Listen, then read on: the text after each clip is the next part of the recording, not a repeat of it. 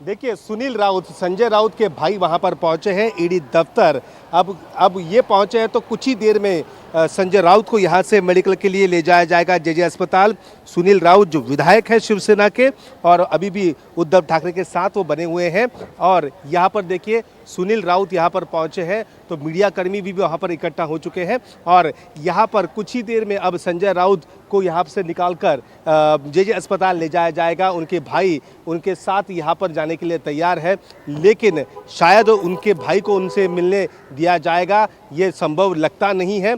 लेकिन देखिए, सुनील राउत यहां पर पहुंचे हैं और कुछ ही देर में अब संजय राउत को यहां से ईडी दफ्तर से जेजे अस्पताल ले जाया जाएगा मेडिकल जांच के लिए, और जिसके बाद पीएमएलए की विशेष कोर्ट में उनकी पेशी वहां पर होगी। जी, तो विनोद जगदाले ने अभी बताया संजय राउत के भाई वहां पर पहुंचे हैं, तो किसी भी वक्त वो जेजे अस्पताल के लिए निकलेंगे, मेडिकल चेकअप उनका होगा, उसके बाद वो कोर्ट की तरफ बढ़ेंगे। हमारी वहां पर नजर रहेगी, 2 संवाददाता हमारे वहां पर मौजूद हैं।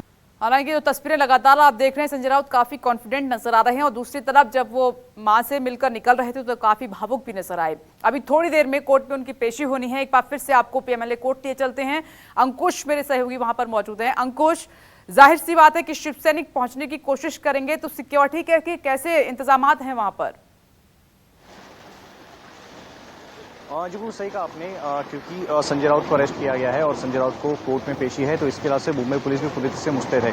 कुल जो 100 जवान हैं मुंबई पुलिस ने वो सड़कों पर तैनात किए हैं, खास करके संजय राउत की पेशी को लेकर। उसमें से 50 जो जवान हैं वो ईडी दफ्तर के बाहर हमें देखने को मिले, और जो बचे हुए जो 50 जवान हैं, वो 25 जवान हैं, उसमें से 25 जो है मेडिकल पे रहेंगे और 25 जवानों को यहाँ पे कोर्ट में तैनात कर दिया गया है। हम इस वक्त पीएमएलए के जो बैक साइड का जो एंट्री है वहाँ पर मौजूद है, और अमूमन किसी भी जो हाई प्रोफाइल आरोपी को लाया जाता है इस मनी लॉन्ड्रिंग विशेष अदालत में, तो इसी गेट का सहारा लिया जाता है। यहाँ पे देखिए कि अभी हालांकि वक्त है, दोपहर बाद यहाँ पर पेशी होगी, अभी 2 से ढाई घंटे का वक्त है, लेकिन अभी से ही सुरक्षा के जो एक चाक चौबंद यहाँ पर किए गए। ये गेट नंबर 1 है कोर्ट का, और यहीं से ही अमूमन कयास लगाया जा रहा है कि हो सकता है कि संजय राउत को बस जो ईडी के जो अफसर है वो इसी गेट से ले जाए, इसलिए यहाँ पे बैरिकेडिंग दोनों ओर से की गई है। फिलहाल जो है मुंबई पुलिस के यहाँ पे जो जवान है वो तैनात कर दिए गए हैं, लेकिन जैसे ही समय निकट आएगा उनकी पेशी का, तो हो सकता है कि और भी जवान यहाँ पर तैनात कर दिया गया है। तो पुलिस की तरफ से यहाँ पे पुख्ता इंतजाम यहाँ पे किए गए।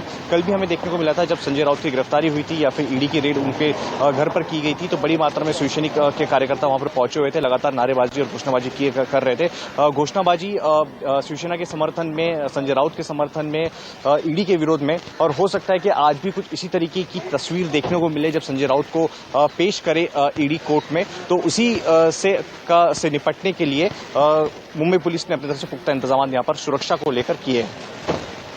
अंकुश दिखा रहे हैं सिक्योरिटी अरेंजमेंट वहां पर कैसा है। पीएमएलए कोर्ट के बाहर बहुत ज्यादा पुख्ता है और जवान तैनात हैं, क्योंकि शिव सैनिक संजय राउत की गिरफ्तारी को लेकर अपना गुस्सा दिखा रहे हैं और आरोप लगा रहे हैं कि उनको जानबूझकर फंसाया जा रहा है। ये कुछ तस्वीरें आपकी टीवी स्क्रीन पर।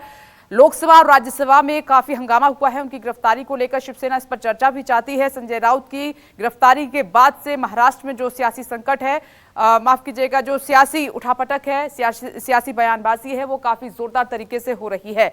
शिवसेना का विरोध भी जगह जगह पर देखने को मिल रहा है। विनोद, एक बार फिर से मैं आपके पास आऊंगी। विनोद, इंतजार किया जा रहा है कि एनसीबी चीफ कब बोलेंगे, इंतजार किया जा रहा है कि उद्धव ठाकरे कब बोलेंगे। दोनों ही नेताओं के करीबी हैं और बेहद खास दोनों नेताओं को मानते हैं संजय राउत अपने लिए।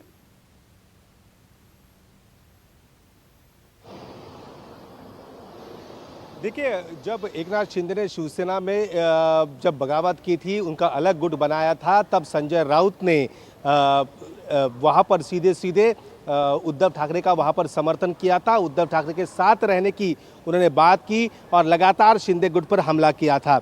आज वही संकट मोचक कहे या संजय राउत को, तो संजय राउत आज मुश्किल में है, लेकिन उनके जो करीबी है, उनके जो कह सकते कि पार्टी के चीफ है उद्धव ठाकरे, फिलहाल चुप्पी साधी हुए हैं। कल जब संजय राउत के घर में ईडी पहुंची थी तब एक बयान उन्होंने वहां पर दिया था, लेकिन अब दाहिना हाथ कहे जाने वाले संजय राउत तो गिरफ्तार हो चुके हैं।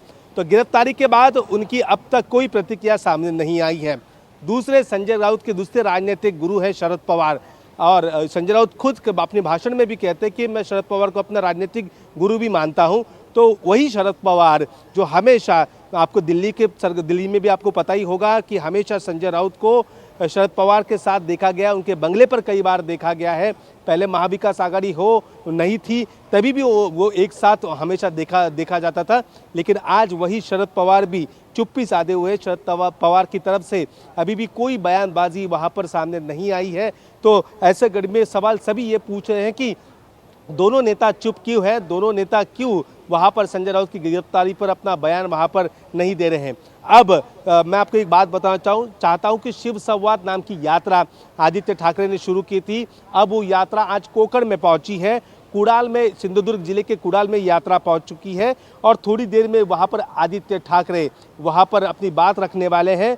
शायद उद्धव ठाकरे अब बात नहीं करेंगे, लेकिन आदित्य ठाकरे इस गिरफ्तारी को लेकर वहां अपना बयान जरूर देंगे और वो वही बात करेंगे कि जो अमूमन शिवसेना के नेता कहते आ रहे हैं कि शिवसेना को खत्म करने की ये साजिश वहां पर है और यही बात शायद आदित्य ठाकरे वहां पर कर सकते हैं। लेकिन संजय राउत की गिरफ्तारी पर और ज़्यादा वो क्या बोलेंगे वो देखने के लिए बस चंद मिनटों का ही इंतजार है। जी इंद्रजीत, ये बात सच है कि यहाँ पर ईडी की साख का सवाल है। ईडी को कोर्ट में साबित करना होता है कि आपने अरेस्ट क्यों किया है, संपत्ति को कुर्क क्यों किया है। तो जाहिर सी बात है कि बिना सबूत के ईडी आगे नहीं बढ़ेगी, क्योंकि गिरफ्तारी बहुत बड़ी बात हो जाती है। और ये भी खबर मिल रही है कि 11.5 लाख कैश के साथ साथ संजय राउत और उनकी पत्नी के नाम पर तकरीबन 8 से 9 प्लॉट हैं जो इसी स्कैम से खरीदे गए हैं।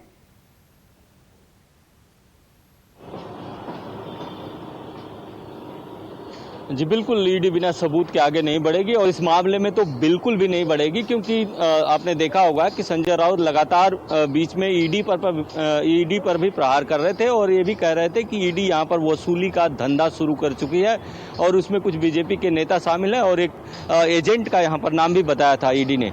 और जिस ईडी के बड़े अधिकारी की तरफ संजय राउत का बार बार इशारा था, कहीं न कहीं जो गिरफ्तारी हुई है उनके नेतृत्व में हुई है। तो इस मामले में तो जितने भी एविडेंस इकट्ठा करने चाहिए उतने एविडेंस जरूर ईडी ने इकट्ठा किए होंगे। और चूंकि ये मामला काफ़ी पुराना है और इसलिए ईडी फूंक कर कदम रख रही थी और ऐसा लग रहा था कि इस मामले में जो संजय राउत को गिरफ्तारी की संभावना पहले से थी, संजय राउत की भी थी, जो जानकार थे वो भी कह रहे थे कि संजय राउत की कभी भी गिरफ्तारी हो सकती है।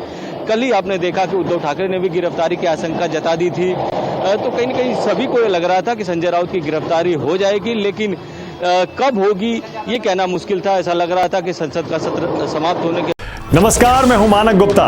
अगर आपको हमारा ये वीडियो पसंद आया हो तो इसे लाइक और शेयर जरूर करें और हां, हमें सब्सक्राइब और फॉलो करना ना भूलें ताकि आप देश और दुनिया की कोई खबर मिस ना करें।